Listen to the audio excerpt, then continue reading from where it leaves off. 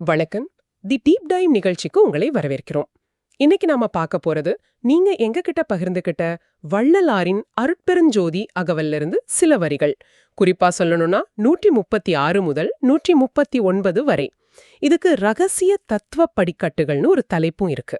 ஆமா, பார்த்த உடனே இது ஒரு மந்திரம் மாதிரி தோணும். அருட்பெருஞ்சோதிங்கிற வார்த்தை திரும்ப திரும்ப வருது. ஆமா, ஒரு தியான நிலை மாதிரி இருக்கு. ஆனா நம்ம நோக்கம் அதுக்குள்ள ஒளிஞ்சிருக்கிற அந்த பயணத்தை, அந்த வரைபடத்தை வெளிக்கொண்டு வர்றதுதான். ஒவ்வொரு படியும் நம்மளை எங்க கூட்டிட்டு போகுதுன்னு பார்க்கலாம். முதல் அடியில இருந்தே ஆரம்பிக்கலாமா? கண்டிப்பா. சரி. கற்பக மின்னுளம் அருட்பெருஞ்சோதி கைத்தண்ணீர் கொடுத்தே அருட்பெருஞ்சோதி. கேட்க ரொம்ப நல்லா இருக்கு. ஆனா கற்பக மரம் மனசுல இருக்கிறதே இறைவன் கையில கொடுக்கறானா என்ன அர்த்தம்? இது வெறும் ஒரு கவிதை நயம்தானா? இல்ல, கவிதை நயத்தையும் தாண்டி இதுல ஒரு பெரிய உளவியல், ஒரு ஆன்மீக செயல்பாடு இருக்கு. இங்க கற்பகம் அப்படிங்கிறது சும்மா கேட்டதை கொடுக்கிற மரம் இல்ல. ஓ, அது எல்லையற்ற சாத்தியங்களோட ஒரு சின்னம். நம்ம கிரியேட்டிவிட்டி, புதுசா உருவாக்குற திறன், எதை வேணாலும் சாதிக்க முடியுங்கிற அந்த ஆற்றல், அது உங்க உள்ளத்துல தான் இருக்குன்னு பகுதி சொல்லுது. இதுவே ஒரு பெரிய விஷயம். ஏன்னா சக்தி வெளியிருக்குன்னு தானே நம்ம தேடிட்டு இருக்கோம். கரெக்ட். வள்ளலார் சொல்றாரு, அது உங்களுக்குள்ளதான் இருக்குன்னு. ஆனா அடுத்த வரிய பாருங்க. ஆமா, கைதண்ணீர் கொடுத்தேன்னு வருது. மனசுல இருக்கிற ஒன்ன எப்படி கையில கொடுக்க முடியும்? இதுதான் கொஞ்சம் குழப்பமா இருக்கு. இதுதான் இந்த பயணத்தோட முதல் முக்கியமான படி. மனசுல ஒரு யோசனை இருக்கலாம், ஒரு திறமை இருக்கலாம். ஆனா அது வெறும் சிந்தனை அளவிலேயே இருந்தா பிரயோஜனம் இல்ல. எப்போது நீங்க செயல்படுத்த ஆரம்பிக்கிறீங்களோ அப்போதான் அதுக்கு ஒரு வடிவம் கிடைக்கும். அந்த தெய்வீக ஆற்றல், அந்த அருட்பெருஞ்சோதி உங்க மனசுல இருக்கிற அந்த எல்லையற்ற சாத்தியத்தை எடுத்து உங்க கைகள்ல வைக்குது. அதாவது செயல்பாட்டு தளத்துல. ஆமா, சிந்தனைக்கும் செயலுக்கும் நடுவுல ஒரு பாலத்தை கட்டுற மாதிரி. இனிமே அந்த சக்தி உங்க கற்பனையில மட்டும் இல்ல, அது உங்க கட்டுப்பாட்டுல இருக்கு. நீங்க பயன்படுத்தக்கூடிய ஒரு கருவியா மாறிடுச்சு. ஓ, அப்போ இது வெறும் ஐடியால இருந்து ஆக்ஷன் மோடுக்கு மாறுறது மாதிரி. ரொம்ப நல்லா இருக்கு. ஆனா கையில கருவிய கொடுத்ததோட வேலை முடிஞ்சுதா? அடுத்த வரி அற்புதம் ஏற்சனும் அருட்பெருஞ்சோதின்னு ஒரு கட்டளையும் போடுதே. ஆமா, அற்புதம் செய்ன்னு சொல்றது ஒரு பெரிய பொறுப்பு இல்லையா? நிச்சயமா. இது ஒரு செயலற்ற ஆசீர்வாதம் இல்ல. இது ஒரு செயலூக்கமுள்ள பொறுப்பு. நவீன மேலாண்மையில சொல்ற மாதிரி இது வெறும் எம்பவர்மெண்ட் மட்டும் இல்ல, கூடவே அக்கௌண்டபிலிட்டியும் வருது. உங்களுக்கு ஒரு அசாதாரண சக்தி கொடுக்கப்பட்டிருக்கு. அதை வச்சு சும்மா இருக்கக்கூடாது. அதை பயன்படுத்தி அற்புதங்களை நிகழ்த்தணும். இங்க அற்புதம்னா மாயாஜாலம் மாதிரி ஏதாச்சும்? இல்ல. இங்க அற்புதங்கிறது மத்தவங்களால செய்ய முடியாத ஒரு நேர்மறையான பெரிய மாற்றத்தை உருவாக்குற செயல்களைத்தான் குறிக்குது. ஒரு கல்ல சிலையா மாத்துறது ஒரு அற்புதம். ஒரு தீராத வியாதிக்கு மருந்து கண்டுபிடிக்கிறது ஒரு அற்புதம். புரியுது. நம்ம கையில இருக்கிற சக்தியை வச்சு அப்படிப்பட்ட ஒரு மாற்றத்தை உருவாக்கணும்னு அந்த அருட்பெருஞ்சோதி நம்மள தூண்டுது. சரியா சொன்னீங்க. சரி, கையில ஒரு சக்தி இருக்கு. அத வச்சு அற்புதம் செய்யணும்னு ஒரு இலக்கும் இருக்கு. ஆனா அந்த சக்தியை எங்க எப்படி பயன்படுத்துறதுன்னு ஒரு தெளிவு வேணுமே. ஒரு கார் சாவியை கொடுத்துட்டு எங்கே ஓட்டணுங்க சொல்லலைன்னா குழப்பம் தானே வரும். ஒருவேளை அடுத்த படி அதுக்கான வழிகாட்டுதலா? அருமையா இணைத்தீர்கள். அதுதான் இரண்டாவது படி. கதிர்நல மென்னிரு கண்களிற் கொடுத்தே அருட்பெருஞ்சோதி. கதிர்நலம். ஆமா, ஆற்றல் மட்டும் போதாது, அதை வழி நடத்த பார்வை வேணும். கதிர்நலம்ங்கிற வார்த்தை ரொம்ப ஆழமானது. இத சூரியனோட ஒளி மாதிரி வெறும் பௌதீக ஒளியா பார்க்கக்கூடாது. அப்போ இது ஞான பார்வை, அதாவது விஷன். ஒரு பிரச்சனைய மத்தவங்க பார்க்கற மாதிரி இல்லாம அதுக்குள்ள இருக்கிற வாய்ப்பை பார்க்கறது. ஒரு சூழ்நிலையோட மேற்பரப்பை மட்டும் பார்க்காம அது கடியில ஓடுற உண்மைய புரிஞ்சுக்கிறது. ஓ, அப்போ முதல் படியில கொடுத்த ஆற்றல எப்படி பயன்படுத்தணும்னு ரெண்டாவது படியில காட்டுறாங்களா? மிகச்சரியா. கையில ஒரு சுத்தியல் இருக்கு. அதை வச்சு நீங்க ஒரு வீட்டை கட்டவும் முடியும், ஒரு பொருளை உடைக்கவும் முடியும். எதை செய்யணும்னு தீர்மானிக்கிறது உங்க பார்வைதான். ஞான பார்வை இல்லாம கொடுக்கப்பட்ட சக்தி ரொம்ப ஆபத்தானது. வரலாறு முழுக்க பெரிய சக்தி கிடைச்சு ஆனா சரியான பார்வை இல்லாததால அழிவை ஏற்படுத்தினவங்கள பார்த்திருக்கோம். அதனாலதான் இந்த ஆன்மீக படிக்கட்டுல ஆற்றலுக்கு அடுத்தபடியா பார்வை வருது. முதல்ல கார் சாவி, அடுத்தது ஜிபிஎஸ் மாதிரி. கரெக்டான உதாரணம். இதுல எனக்கு இன்னொரு கேள்வியும் இருக்கு. ஆற்றலுக்கு அற்புதம்னு சொன்னவங்க பார்மைக்கு அதிசயமேற்றனும் அருட்பெரும் ஜோதின்னு சொல்றாங்களே. அற்புதம், அதிசயம், இந்த ரெண்டுக்கும் ஏதாவது வித்தியாசம் இருக்கா, இல்ல இதுவும் கவிதை நயம்தானா? ஒரு நுட்பமான வித்தியாசம் இருக்கு. அற்புதங்கிறது பெரும்பாலும் ஒரு செயல், ஒரு வெளிப்பாடு. ஆனா அதிசயங்கிறது ஒரு நிகழ்வு, ஒரு புரிதல். ஓ, அப்படியா? அந்த ஞான பார்வை உங்க கண்ணுக்கு கிடைச்சதும் நீங்க உலகத்தை பார்க்குற விதமே மாறிடும். சாதாரணமா தோணுன விஷயங்கள்லாம் உங்களுக்குள்ள ஒரு ஆச்சரியத்தை, ஒரு பிரமிப்பை ஏற்படுத்தும். உதாரணத்துக்கு? ஒரு பூ பூக்கிறது, ஒரு குழந்தை சிரிக்கிறது, இந்த பிரபஞ்சத்தோட கட்டமைப்பு, இது எல்லாமே உங்களுக்கு அதிசயமா தெரியும். இந்த புதிய கண்ணோட்டத்தோட நீங்க செய்யற ஒவ்வொரு செயலும் ஒரு அதிசயமா மாறும். ஆக உங்க பார்வை அதிசயமா மாறுனதால உங்க செயல்கள் அற்புதமா மாறுது.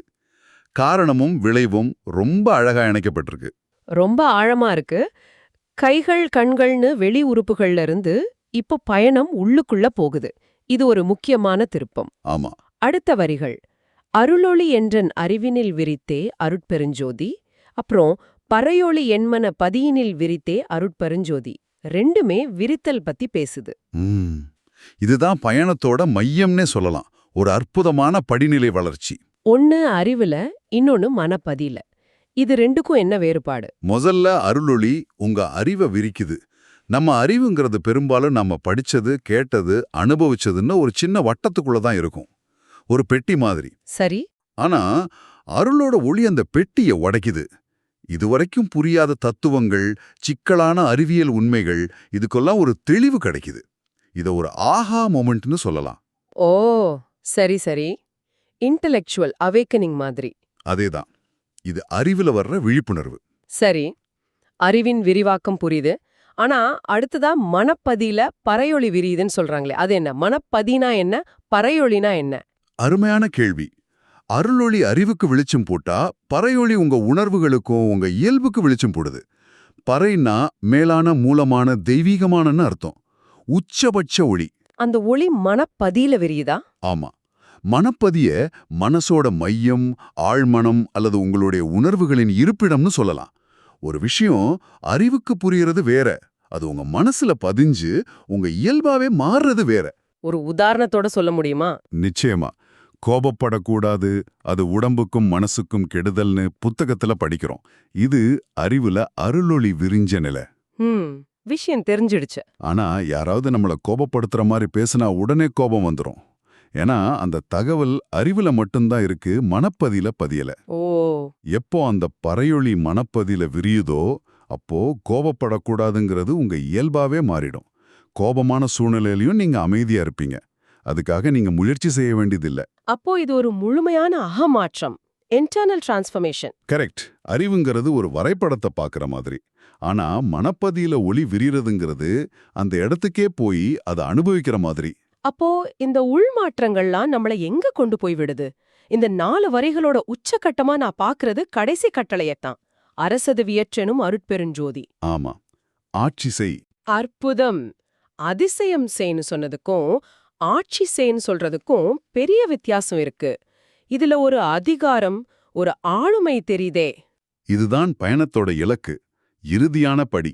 யோசிச்சு பாருங்க, இந்த வரிசை எவ்வளோ தர்க்க ரீதியா இருக்குன்னு. முதல்ல சக்தி, அடுத்து பார்வை, பிறகு அறிவும் மனசும் விரிவடையுது.